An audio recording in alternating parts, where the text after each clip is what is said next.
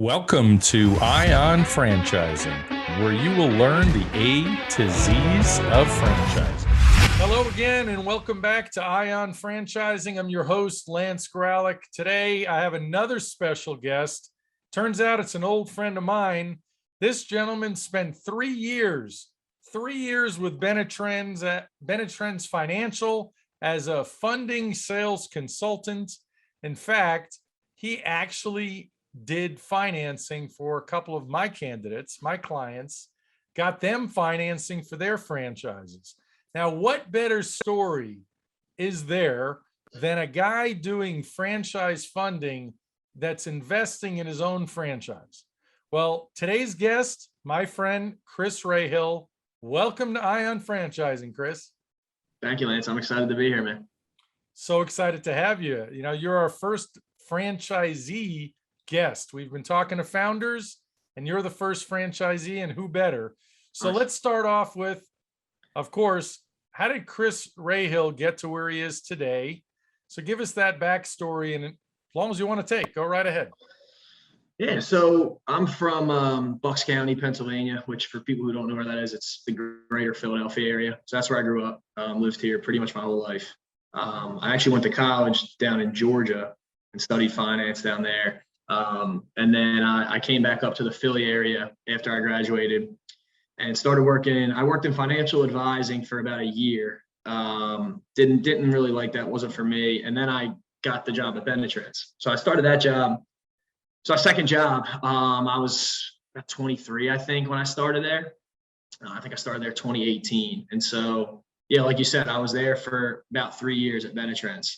So my role there was senior funding consultant was the title. I mean, I was a sales rep there. It's a fancy title. As you know. Yeah, exactly. Fancy title for a sales rep, as you know, Lance. So yeah, what my job really was there was to partner with franchise consultants, brokers, franchisors, people who were working with potential franchisees and moving them through that discovery process, and then helping them with the financing. So my goal was to work with people like you and founders of franchises, franchisors, and have them send their clients or potential franchisees to me to help them with funding. So we did a few different things there at Benetrends, but that's really how I just learned a ton about the franchise industry. Didn't really know much about it before that.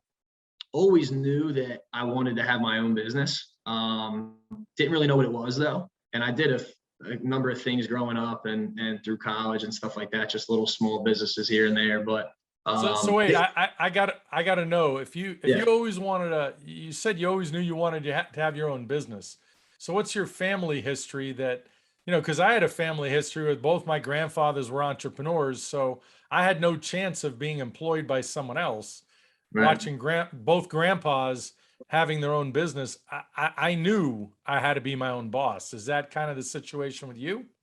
No, not really. I mean, my parents both worked in corporate America. My mom worked in pharmaceuticals, in like IT and different parts of that business.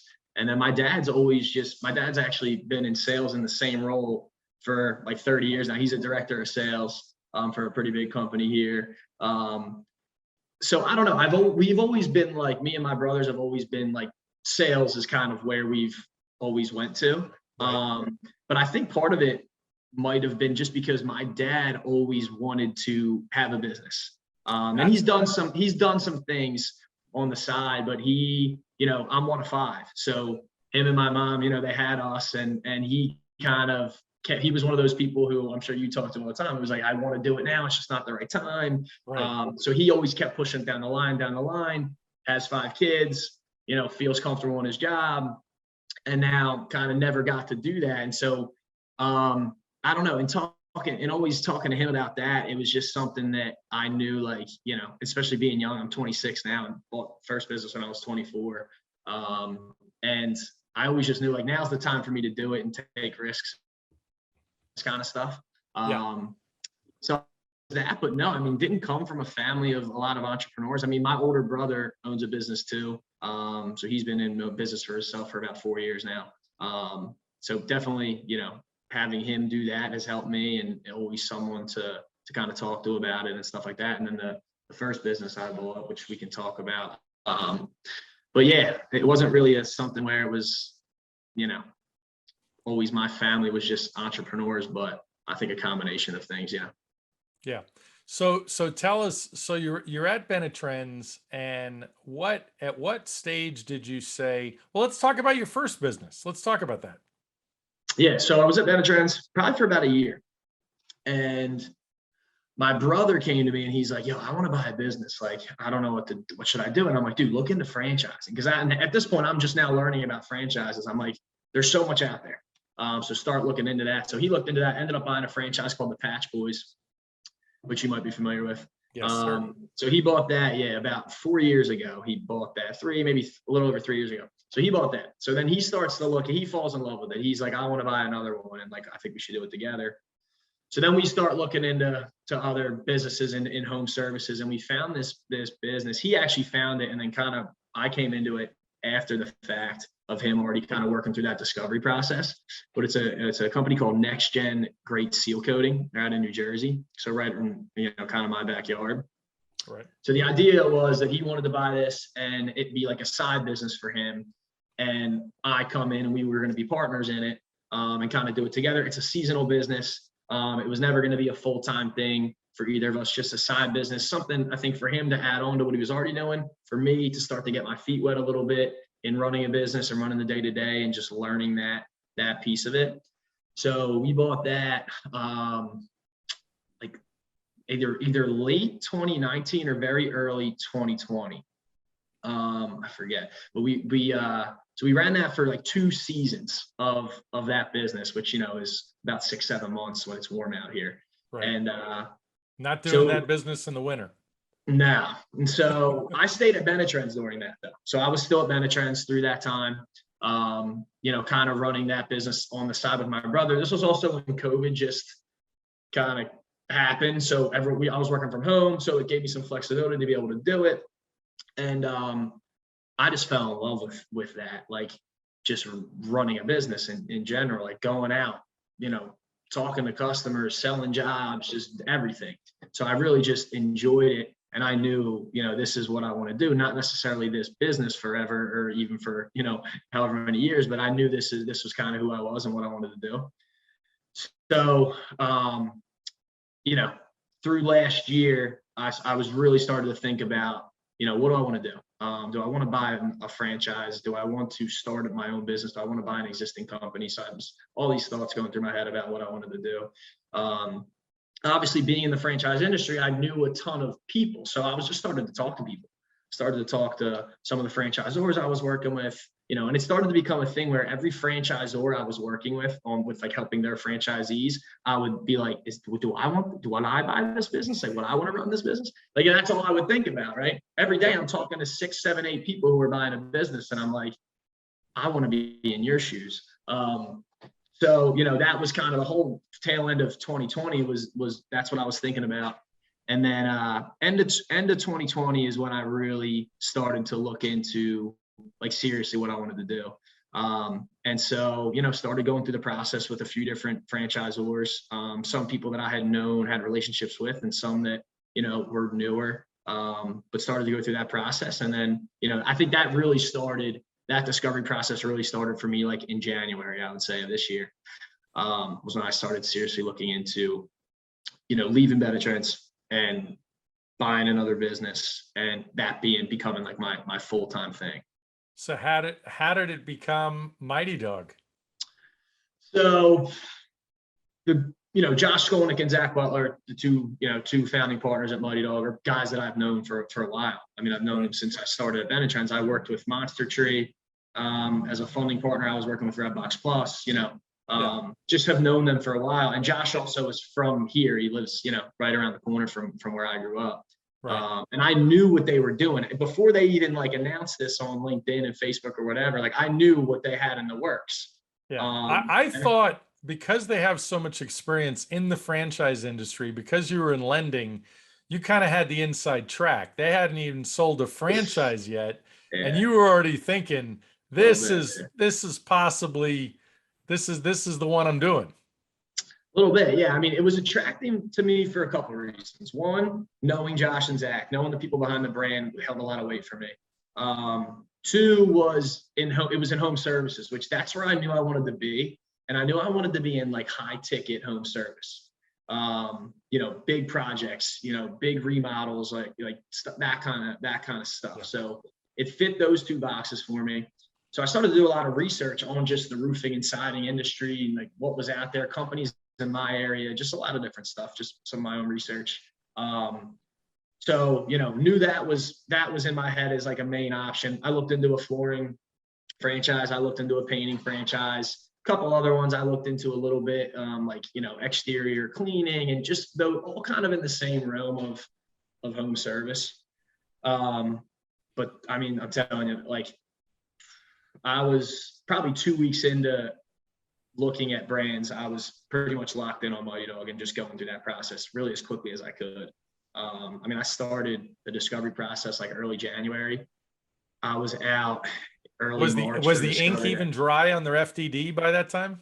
Dude, it's funny. So so I went out for Discovery Day early March, and you're supposed to, I think 7 to 10 days from when you go out to Discovery Day is like your signing period. I was literally out there and I was like, dude, when can I sign? Like, when can I sign and pay? So I flew home from Omaha, Nebraska on Sunday. I signed. They're like, dude, the earliest we can get on the phone with you for this is Tuesday.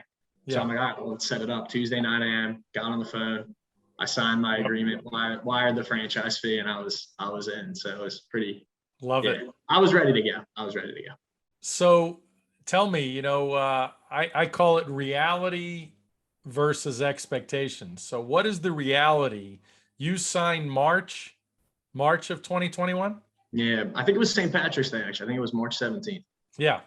So here we are, however many months later, we're getting to the end of 2021. So what is the reality versus the expectations you had? I mean, here you're joining a fast moving crew. Right. These guys have done this before. They've been very successful with other brands. Tell me about it. Yeah. Man, when you're going through that discovery process, it's just super exciting. You're just getting really excited. You're looking at everything. You're just, in your head, you're projecting out what it could be, what you're going to do with it. So, it's really exciting in that whole discovery process. And then you sign the papers, and you wire the payment, and it becomes real at that point. Yeah. So now it's okay. I own this business. I need to start this. I need to figure it out. I need to figure out what I have to do here to be successful. And obviously being in a franchise system eases a little bit of that because you have people, you have a support system, you should have some type of structure, people to kind of guide you through those first couple of months. But still, I mean, at the end of the day, as a franchisee, you're the owner. You're owning that business. You're running that business in your market. So it's your business. And a lot of it is on you to make it happen. So, a little bit more nerves at that point. Whereas before it's just kind of a lot of excitement and then it becomes real. And so the honeymoon is over. Exactly. I launched pretty quick. Like I signed in March. I was out, running appointments and talking to customers June 1st. Actually, I think even the week before that. Yeah, that's awesome. So wait, let's talk about your deal. How many territories? You bought multiple territories. 4 territories. That's huge. Yeah. And the first territory is how much? You get a discount after that. I don't want to hold you to the numbers, but roughly, what was that overall investment for 4 territories? Yeah, so it was so Mighty Dog was running I was one of the first 10 franchisees to sign. So they were running a special for that where if you buy 3, you get a 4th free. So I paid for 3, which was franchise fee was $130. 130. So 60 for 1, 100 for 2, and I think 130 for 3, and then I got a 4th. Yeah, that's awesome. And what is how do you open multiple territories with them? Is it you open one and then there's a time period, or you open them kind of all at once? No, so that's another thing. I mean, there's a lot of stuff I love about service businesses. That's one of them, is that you can open all 4 at the same time. I mean, I have, I basically own all of Bucks County, right? So I live here, I work here, my shop's here. Like my territory, I drive 20 minutes, I'm in one of my other territories. So you have, once you have your business started and you have your truck and you're out there, is if I'm spending marketing money, I'm spending marketing money in all 4 territories. So I'm you're open in open. all 4 territories. So, it's not something where I need to build out in every territory. I need an office in every one. It's like my office is actually like smack in the middle of my what I own, which is perfect. So it's kind of a central spot. So I'm never too far from where I need to be. Now it is a big territory. Like I guess if you looked at it like this and you drew a line from the 2 furthest points, I mean, yeah, you could be driving an hour from appointment to appointment, but that doesn't bother me. I'll travel for the work. So, that's not So something you just started talking about it. Give us your day to day. Oh man. You doing estimates? I'm still trying to figure that out myself. No, every day's different, man. Every day's different. Like, it just depends on if I have a job going on. What I try to do is, it's just me right now. So obviously I have my guys who work for me. I have 2 roofing crews. I have a siding crew. I have a couple of repair guys that work for me. But as far as W-2 employees, like salespeople, I don't have anybody yet. So it's just me. So it can get hectic, and like I'm running all the appointments. Like when we have a job going on, I'm on the job site. I'm talking to the customer. I'm picking up the check. I'm sending out the estimate. I'm following up on the estimate. You know what I mean? So I'm doing all of those things. So some days can get pretty hectic. What I've tried to do as I've gotten busier and like figured it out a little bit more is break my week up into, let's say, like, for example, this week's a good example, right? I'm doing 2 roofs this week and I'm doing 1 gutter job this week. So I had a roof job yesterday and I have one tomorrow. So today was kind of like my appointment day. Monday, I ran some appointments. I just kind of got the week set up, got ready to go, got all the material, the dumpsters, everything ready for my jobs that I have this week. Wednesday, heavy appointment day, because it's tough to run appointments when you have a job going on. I have a job going on, customer has a question, the guys need a box of nails or whatever it is. I need to go handle that. Right. So it's tough. I can't be at an appointment 40 minutes away. Now I got to drive back. I got to go to my shop. I got to go to the supplier. I got to get back to the job. I got to cancel an appointment. So that's when it can get really hectic. So what I try to do, and look, obviously it never goes as you line it up, but what I try to do is, on the days that I have big jobs going on, I try to limit the amount of other things that I'm doing. I try to run a lot of my appointments on like Wednesdays and Fridays. To kind of free up Tuesday, Thursday for my work days, like actually working on homes and doing whatever we're doing that week. But I mean, yeah, it's, there's always something. I mean, just kind of some days I'm running around crazy with it, but which is good. I mean, that means I'm busy. So I'll never complain about being busy. Well, and home improvement, picking a home improvement franchise, especially an essential business like roofing, I think you're in a good spot, right? Is that fair to say? Yeah, I love it. I think it's recession-proof business. There's a lot that can be done. One thing I'm learning is that it's Muddy Dog Roofing, but it's a lot more than that. Like, this business the business of exterior construction is very broad. I'm learning more every day, every week about different things I can be doing. So I'm doing a lot of siding work now. We've been doing gutters for a couple months now. There's a lot of stuff you can do. I mean, we're doing a job in a couple of weeks where we're building a deck for somebody. We're doing concrete work. We're doing stone on the front of their house. Like, at this point, we're just doing exterior construction and remodeling. So, roofing is definitely the meat of it, which is great. But there's a lot of possibilities with it, which is exciting. And like you said, I mean, I think it's a recession-proof business. It's, somebody's roof's leaking and they need a new roof. Like, people aren't saying, oh, we'll wait until next year when we have when that makes more sense. It's like, no, you're taking care of that ASAP. So exactly. It's only going to get worse. Exactly. So let me ask you about training. So you obviously didn't have roofing experience. You felt comfortable in the home improvement space. Mm-hmm. But there's a lot of franchisees, prospective franchisees that I speak to, and I hear it almost every day. But Lance, I have no experience with that, fill in the blank. Now, obviously, if you have 0 sales experience, you might feel a little uncomfortable in this particular business, but you can certainly hire salespeople. But tell me about the training process And I would imagine most of the franchisees with Mighty Dog that you now know had zero experience in the exterior remodeling, roofing business, correct? Not a single one has experience. Exactly. Bingo. So Yeah. how is that handled? I mean, obviously there's a big technical side to the business. Right. So I think first there's a few different ways to run this business, right? There's the way I'm doing it, which is I'm doing everything. I'm kind of like I'm running all the sales appointments. I'm kind of a one-man show, right? And look, I don't plan on being that forever. I want to grow and scale this business when I'm ready to. But you can also, like, there's a couple franchisees, like the guys down in Florida, they started day one with, they got 5 employees down there.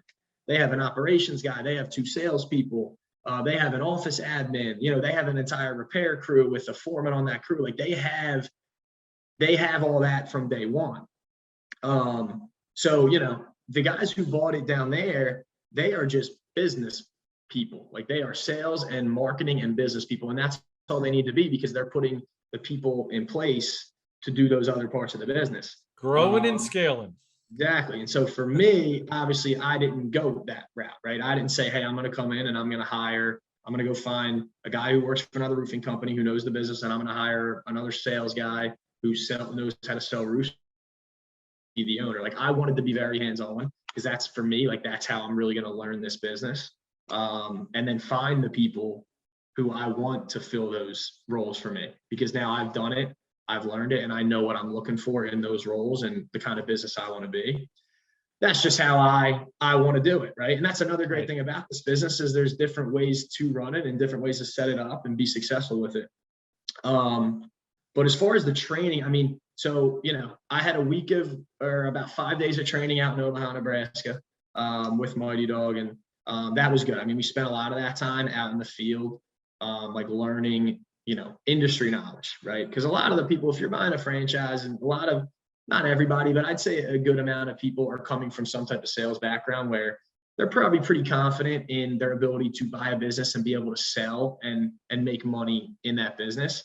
But like you said, I mean, very few people have the experience in that actual industry. So what was really important for me was, how quickly can I learn the industry knowledge here and be able to speak to different terms and feel knowledgeable and confident in front of customers, right? Not only customers, but in front of your crew, your guys. Like, it's important. So that was great. And then obviously, you have continuous support from Mighty Dog with that. One of the guys from Mighty Dog actually came here to PA and spent like 3 days with me once I opened my business. So he came on appointments with me, and you have that piece too. That's like the second piece of the training. And then after that, they're always there for support, right? But now you're running the business, right? So for me, I really leaned on two people specifically. One was my subcontractor, the guy who does, who him and his crews do all of my work. He has taught me almost everything I know now about this business.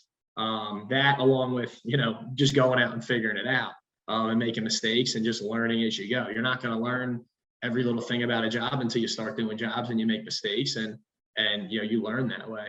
And then another person that really helped me was my supplier, where I buy all my material from. It's a place called Superior Distribution.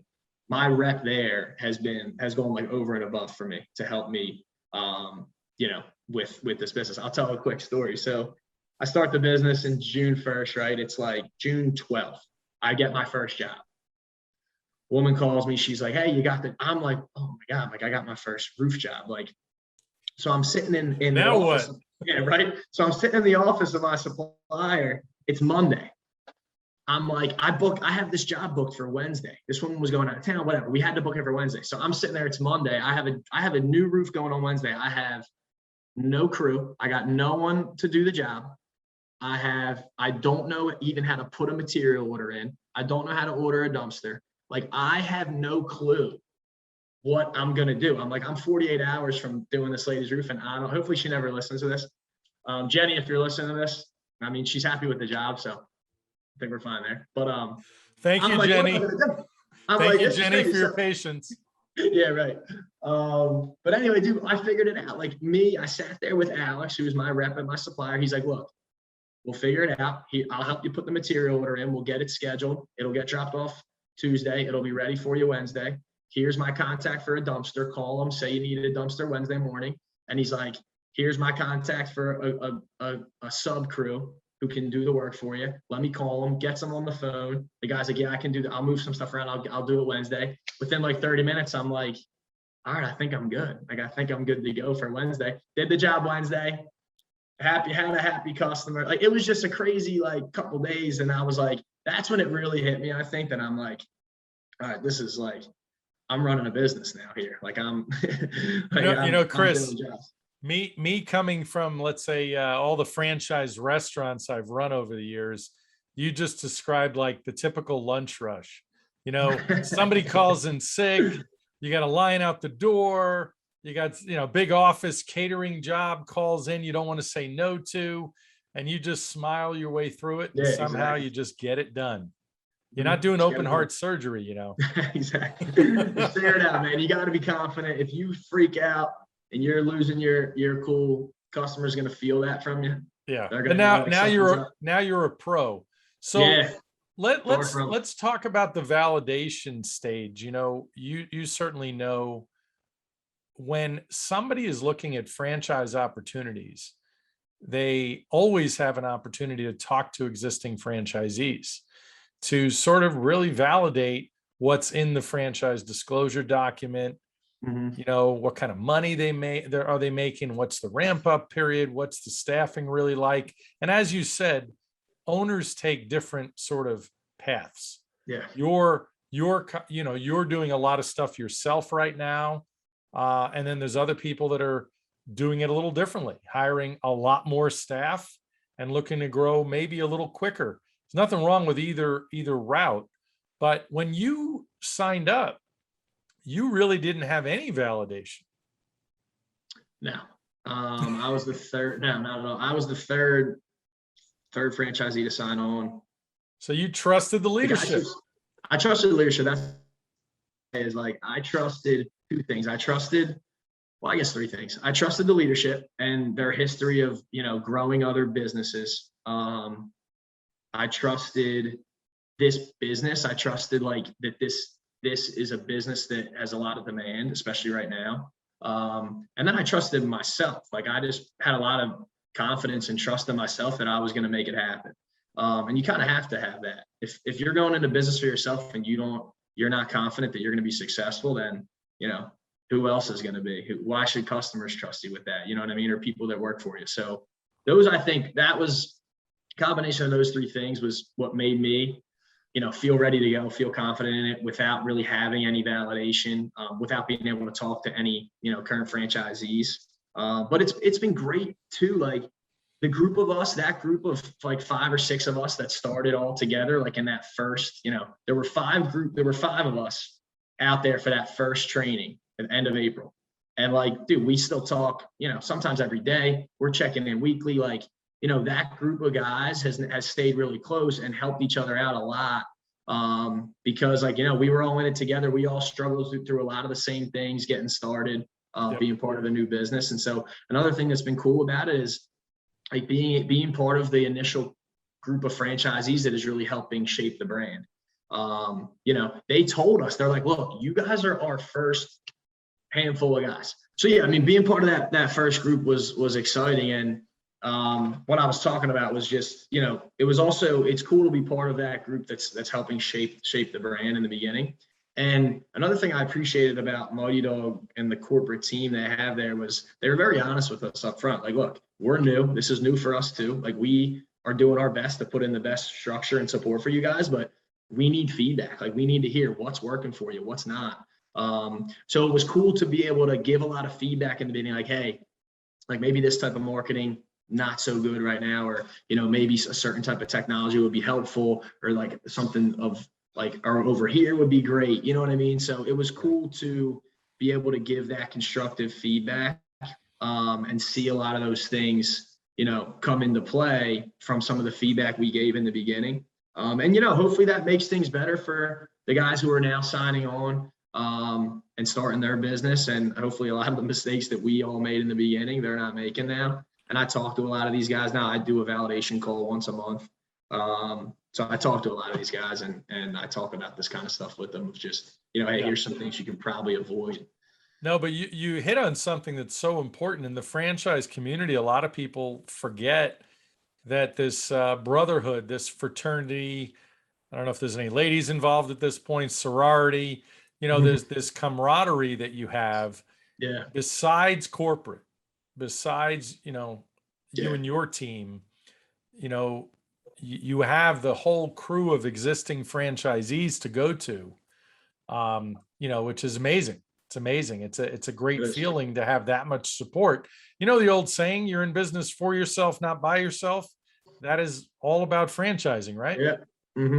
Yeah. So for the people out there that there are so many people that don't know what they want. They just know they want to be their own boss. And there's these misconceptions that got to be a millionaire to own a franchise. It's so much money and the fees.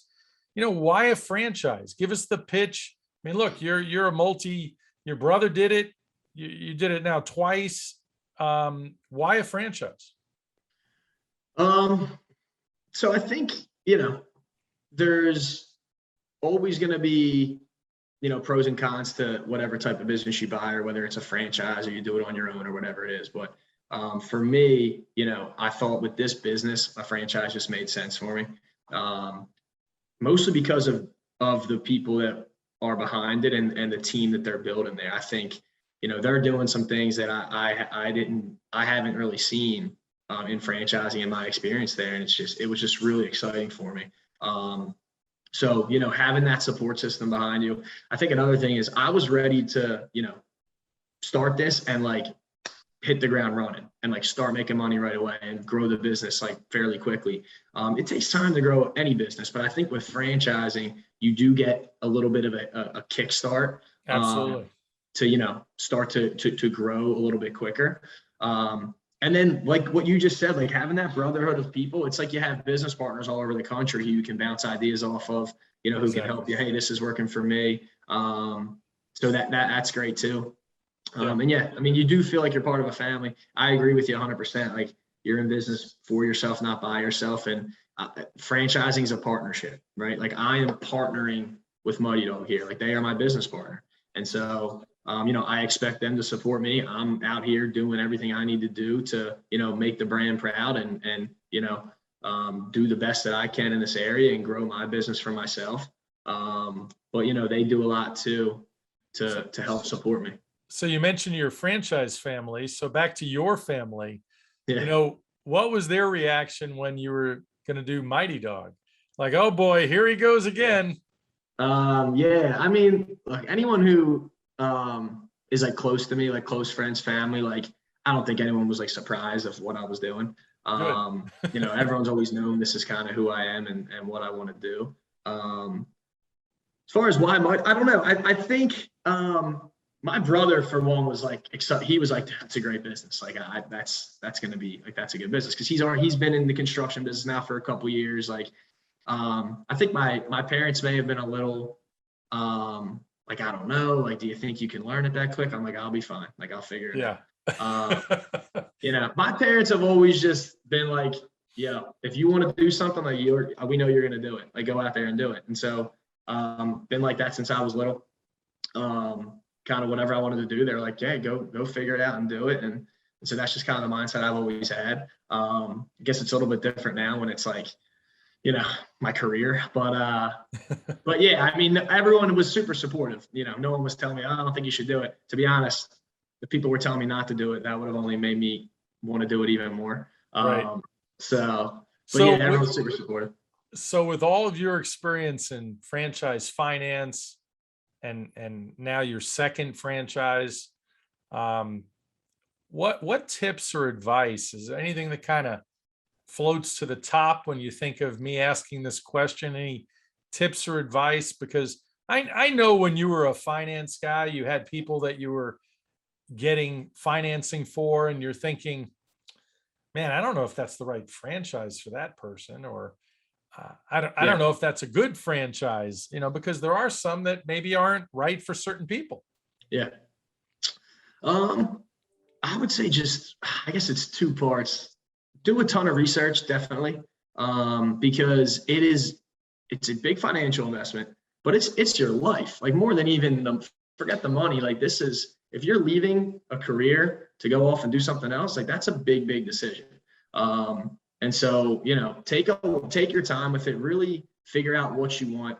For me, it wasn't like this is the exact business I want. It was like there were a couple main pillars of things I was looking for, and like this just checked those boxes. And like luckily for me, like I have just fallen in love with this business of like exterior remodeling. So I'm really excited about that. I'm glad that I'm not like now I'm into this and I don't like it. So I don't know if that happens with everybody, but I guess I'm fortunate to be in that spot right now. But obviously, so take your time, ask a lot of questions, figure out exactly what you want through the discovery process before making any decisions. But then I guess on the flip side, like you can't be scared to take a risk. I've always been someone that thinks like, my life is just about a series of opportunities. And like, sometimes you jump on it, sometimes you take it, sometimes you don't take an opportunity and you regret it. So I just try to take advantage of every opportunity. When I heard about this franchise was, coming out, I was like, I need to buy Bucks County, because if I don't, someone is going to, and I'm going to forever regret not doing it. And would that have became true? I don't know. But like, I knew that in my head. I was like, I want this business. And I know if I wait around, someone else is going to get it. And then I'm going to regret that. So, it definitely was a risk for me. I weighed a lot of different options of, hey, do I go find another sales job or do I just do this now? And I know who I am. I know that if I would have gone and gotten another sales job 3 years from now, I'd be in the same position. And instead of being 3 years into building a business, I'd be starting from day one. So when I was weighing my options, that's kind of what I kept going back to. So don't be afraid to take a risk on yourself. So 8 months into it, it sounds like you're pretty happy. I love it. I mean, I love every day. There's days that suck. I mean, when you're running a business, there's days that are hard, days that suck. And even on those days, I'm still like, I love what I'm doing. Hey. So that's how I know it's for me. Cause even when it's not good, I'm still like, I still wouldn't be, well, I don't want to do anything else. Hey, what's that old saying? You rather work 80 hours a week for yourself than 40 hours a week for someone else. And I'll tell you, I'm coming up on that 80, dude. This last couple of months, things will slow down a little bit in the winter, but yeah. Chris, a lot of people looking at franchise opportunities forget about the equity component. You're building something for your future. Yeah. By the time those 4 territories are built up and have a substantial cash flow, it's going to be worth a lot of money. Not that you're ever going to sell it, because you might hand it off to your kids someday. But any final advice for anyone listening today, besides that they should call a franchise consultant like me to help them work through this process? Yeah, definitely that. It's funny, before you even said that, I was going to say, like, if you're thinking about this and you think about, you want to be in business for yourself, talk to somebody, talk to Lance. These are people who, this is what they do for a living, is we give free advice. Free advice. And yeah, I mean, I don't know. I guess just if you have that itch that you want to work for yourself, jump on it and don't wait. I mean, I'm 26. It's probably, some people listening might be older and thinking like, this kid's 26. Like, what is he talking about? But I'm telling you, like, I still will think like, I should have started this business 5 years ago. Like, what was I doing? And even now I'm like, so I don't know. I think if you have that itch and that's what you want to do, it's never going to go away. Like I'll never do anything else besides be in business for myself at this point, I don't think. So yeah, I mean, take a risk on yourself, take a chance. So it's a one-way street. Exactly. Yeah. I mean, I knew it when we bought the first business. I didn't even really like that business. And I was like, yeah, this is what I want to do. Chris, thank you so much for being here. You've certainly given the listeners a treat and a lot of things to think about. A young, successful guy like you who's already done franchise finance. Now you're doing another franchise. You're happy as can be 8 months in. Thank you for joining us, buddy. Lance, thank you, man. It was good catching up with you. Good talking the last couple of weeks, getting this set up. And I appreciate you having me on. Hopefully I can come back at some point. My pleasure. Absolutely. We're definitely going to do a part 2. Have a great day. Talk to you soon. Thanks. Take care, everybody. Thank you very much for listening today. Please like, follow, and subscribe. This is Lance Graulich. Until next time.